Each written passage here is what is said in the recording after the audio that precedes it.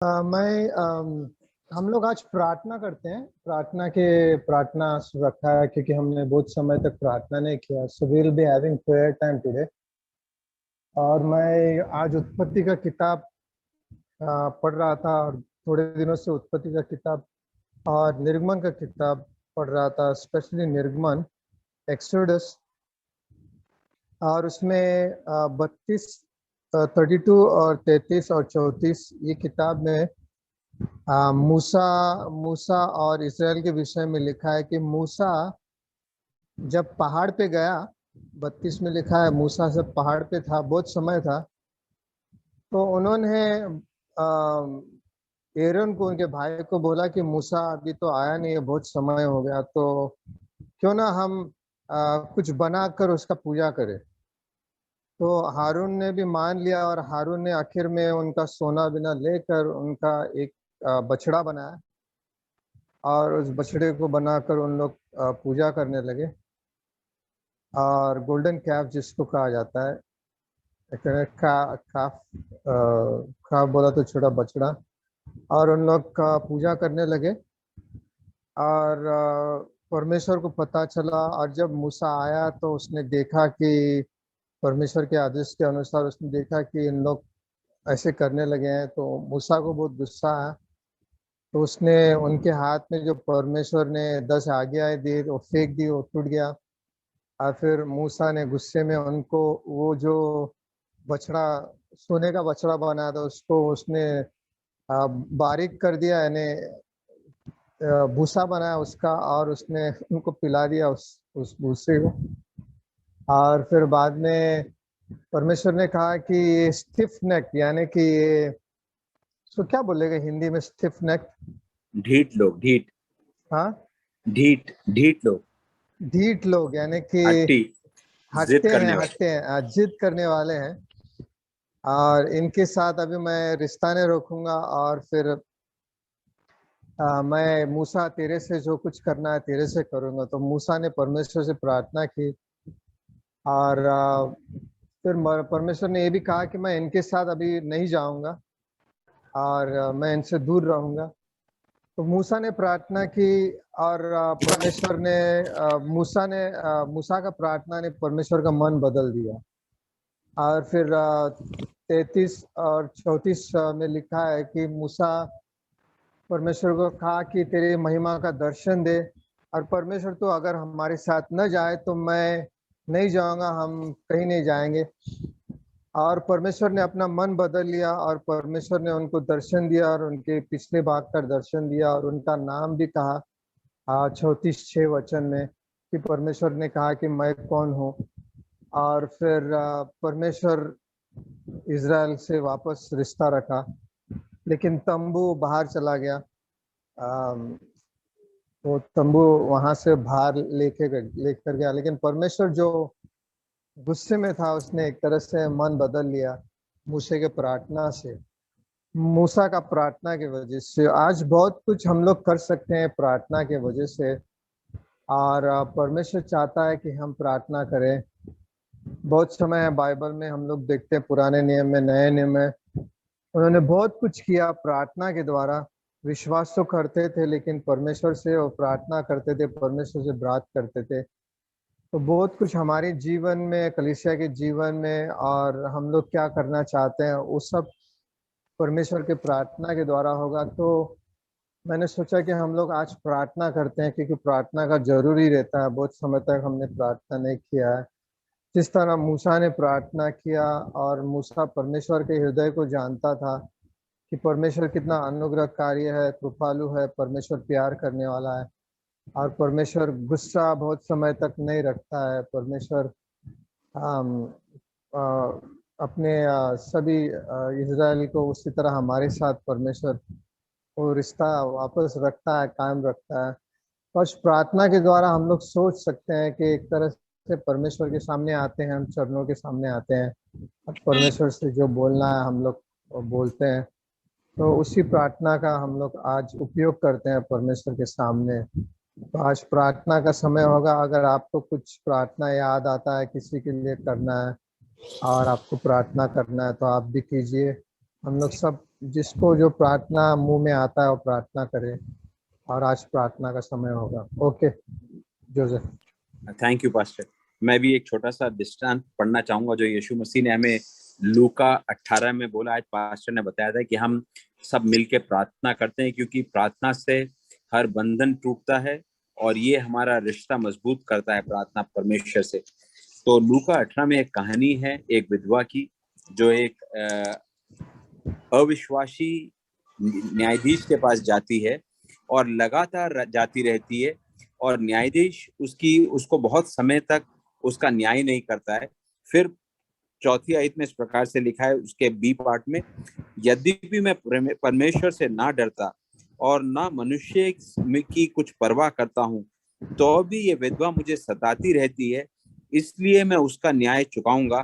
कहीं ऐसा ना हो कि घड़ी घड़ी आकर अंत में वो मेरी नाक में दम कर दे।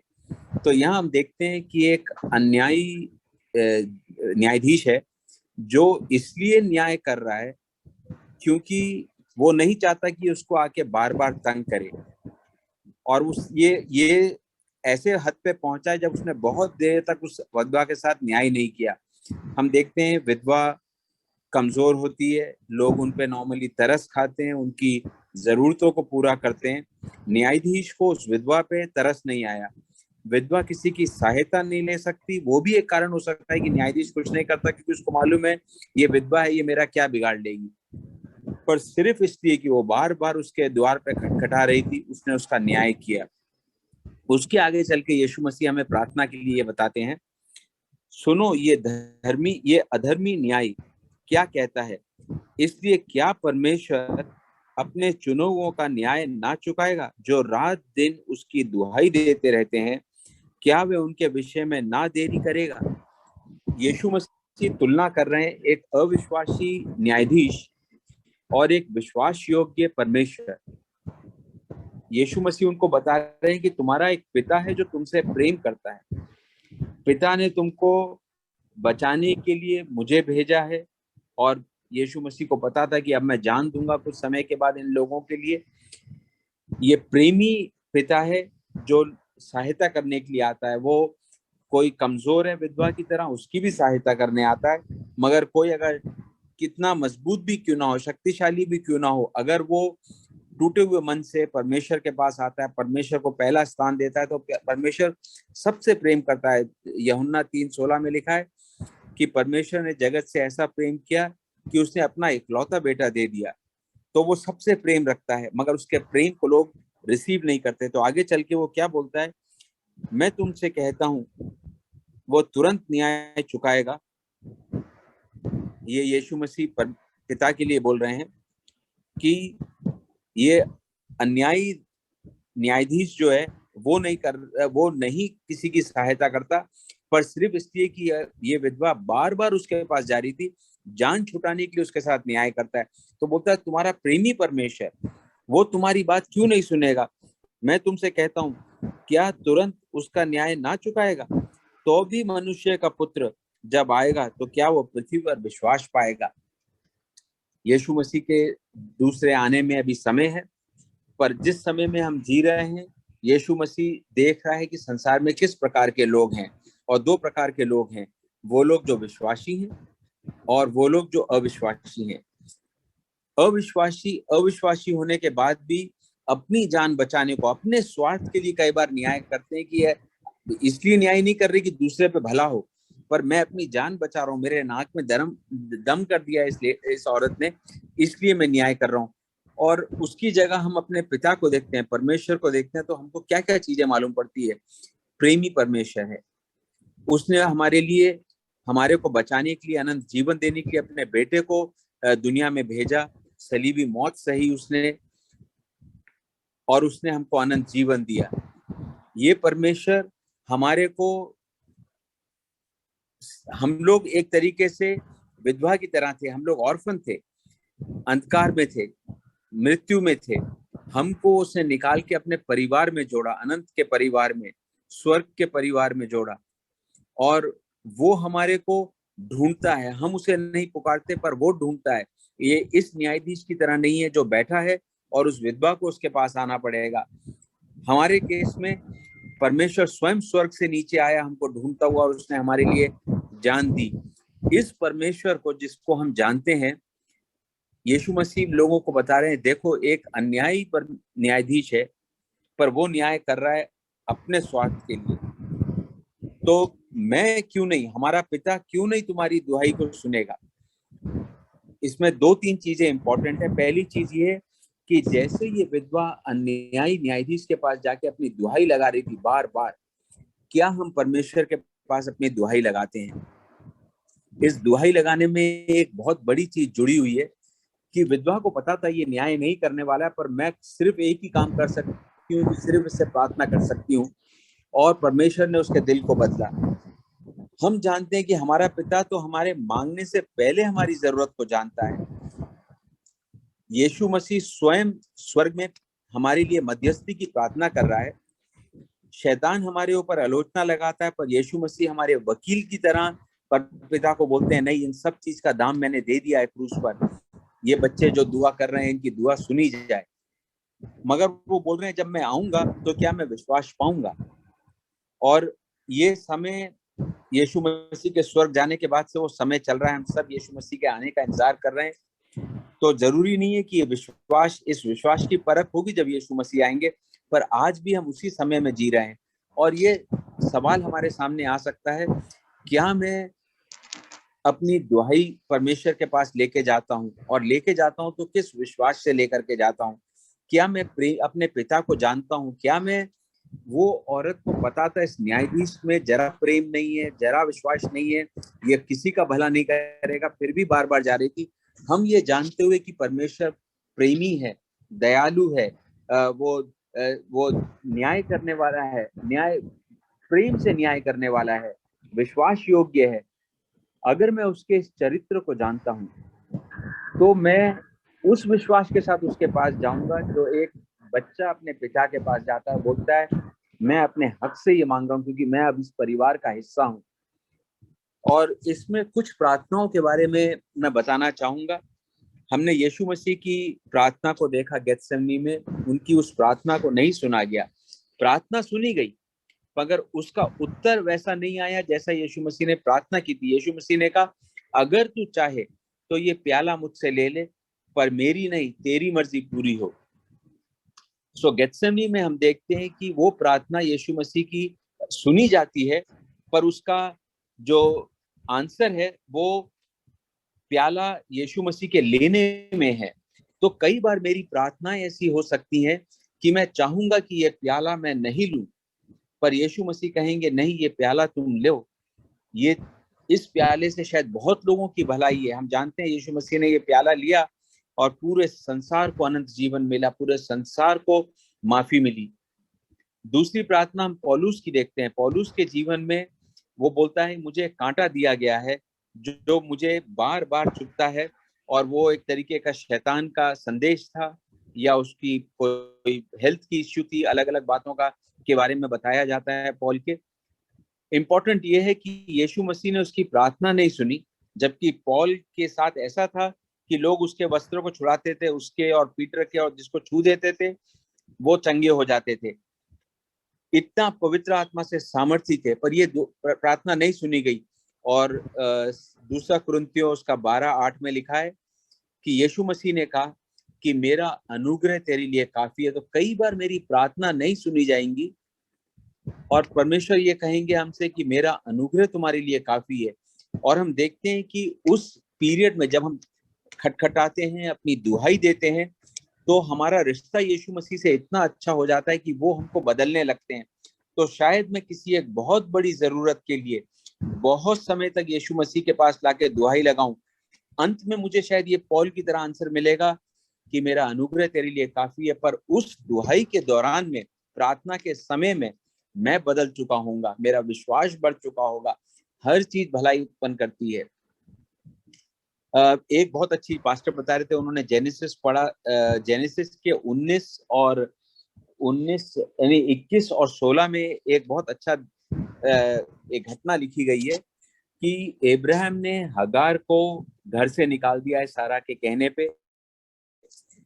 हगार खाना और पानी लेकर के निकली है, पर उसका पानी खत्म हो जाता है, उसका बच्चा छोटा है, वो बच्चे को झाड़ी में रख देती है और ये बोलती है कि मैं दूर जाके बैठ जाऊंगी क्योंकि मैं बच्चे को मरता हुआ नहीं देख सकती। और लिखा है दूर जाके वो इस तरीके से लिखा है कि वो अपनी आवाज में जोर से पुकारने लगी और रोने लगी। और ये लिखा है जेनेसिस उत्पत्ति की 21 और 16वीं आयत में। अगली आयत में ऐसा लिखा है कि स्वर्ग से आवाज आई कि मैंने तेरे बच्चे का रोना और उसका दुख देखा है। आप सोच रही हैं कि प्रार्थना हगार कर रही है, वो रो रही है, वो विलाप कर रही है, किसके लिए कर रही है? उस बच्चे के लिए। और स्वर्ग से परमेश्वर कहते हैं मैंने इस बच्चे का रोना देख लिया है। दूसरा क्रॉनिकल उसकी शायद 16 या 9वीं आयत में ऐसा लिखा है कि परमेश्वर की निगाहें धर्मी जन पे लगी रहती हैं, पृथ्वी की चारों ओर घूमती हैं उसकी निगाहें, ये देखने के लिए कि मैं धर्मी जन को कैसे अपने सामर्थ्य से बचा सकूं। हम सब यहाँ पर इकट्ठे हैं, हम सब धर्मी जन हैं, हम सब पर यीशु मसीह की निगाहें लगी हैं। हम प्रार्थना अपने लिए करते हैं, कई बार हमारी प्रार्थना दूसरों के लिए होती है। जैसे अभी हम प्रार्थना करेंगे जयश्री जी के लिए और इवेट के लिए, और बहुत लोगों की यहाँ पे प्रार्थनाओं की जरूरत है। और यीशु मसीह का एक स्वर्ग से ये उत्तर आ रहा है, मैंने उस जन की प्रार्थना सुन ली है, दुहाई मैं दे रहा हूँ, पर परमेश्वर ने हम जितने लोग पार्टिसिपेट कर रहे हैं, हम सबके दिल की, हमारे जीवन की स्थिति में हमें देख लिया है। और वो कहता है मैं तुम्हारी दुआ को सुन रहा हूँ।